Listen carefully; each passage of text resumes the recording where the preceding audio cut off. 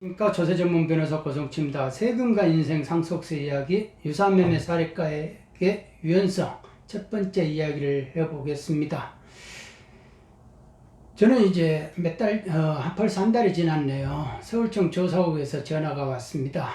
아파트 유사매매 사례가액을 어떻게 산정했는지 묻는 전화였거든요. 여기 사무실 건너편에 올림픽 패밀리 단지 아파트입니다. 그래서 국토교통부 실거래가 시스템을 보고 유사매매 사례가에 산정해서 신고했다. 상속세 신고를. 그랬더니 그는 상속세 조사 첫날 이제 서울청을 들어와 주라 해서 이제 들어갔을 때부터 제가 볼 때는 그는 이미 과세해야 되겠다 마음을 먹은 것 같더라 이거죠.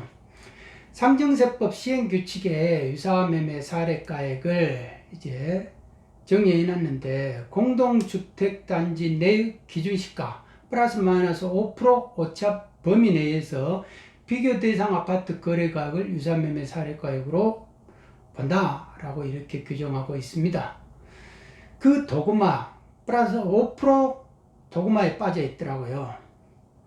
근데 제가 볼 때는 그 사람은 좀 잘못 생각한 거예요. 대전제가 가격 변동이 없어야 되는데 유사매매 사례가액이라는 게 이게 얼마나 황당한 규정이냐면요, 옆집이 얼마에 팔았는지 알 수가 없잖아요. 알 수가 없는데 그걸 알아서 납세자가 알아서 신고하라는 것이다 이겁니다. 그러니까 불가능을 요구하는 거예요. 예를 들어 이제 올림픽 패밀리 아파트 단지 207동이다 136.5평방미터 아파트가 상속 재산이다 라고 이제 가정을 하면요, 같은 면적에 같은 면적, 그 다음에 같은 기준시가 중에서 거기서 거래된 실거래가액을 찾아서 그중 상속 개시일, 그러니까 사망일과 가장 가까운 날짜에 거래된 가액으로 신고하는 겁니다. 근데 이게 자체를 문제는요, 국토부 실거래가 시스템에는 동호수가 나오지도 않고 층수밖에 안 나와요.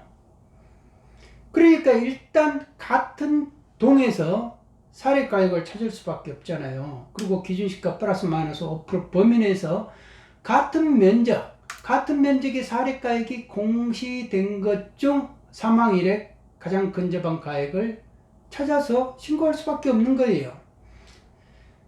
같은 면적에 몇 동 몇 호가 얼마에 거래됐는지 알 방법이 죽어도 없는 겁니다. 올림픽 패밀리 아파트만 해도요 4,500단지가 넘어요. 4,500세대가. 그러니까 내가 그 조사관한테, 조사관은 그러면은 그 본인이 세무서 할 때 그거 할 수 있겠냐, 본인 같으면 할 수 있는, 자기도 못한대요. 그 아파트 단지만 해도 4,500세대가 되는데 무슨 납세자가 일일이 등기부를 뒤져가지고 찾아냅니까? 안 되죠. 근데 국세청은 양도소득세 신고가 저절로 되니까 자기가 접수가 딱 돼가지고 거기서 플러스 마이너스 5% 범위 내 공시지가 그 다른 면적이라든지 기준시가 다른 면적의 거를 가지고 끌어당겨 쓴다 이거예요. 그러니까 자기들이 속칭 유사매매 사례가액을 마음대로 이렇게 찾아서 정할 수 있어요.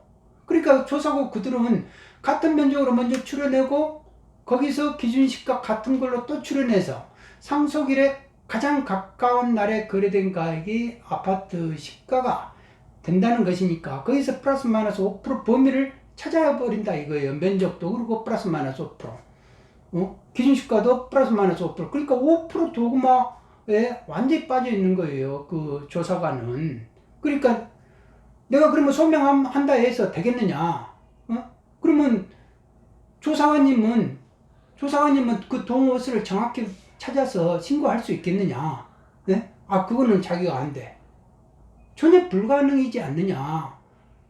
납세자인 상속인들은 국세청이 가진 그런 정보를 알 수가 없는데 본인들은 국세청 정보가 가지고 있고, 그리고 공개가, 그런 정보가 납세자한테 공개가 되는 것도 아닌데 어떻게 우리 보고 알아서 신고하라는 것이냐. 무슨 납세자가 신이냐 알아서 신고하게.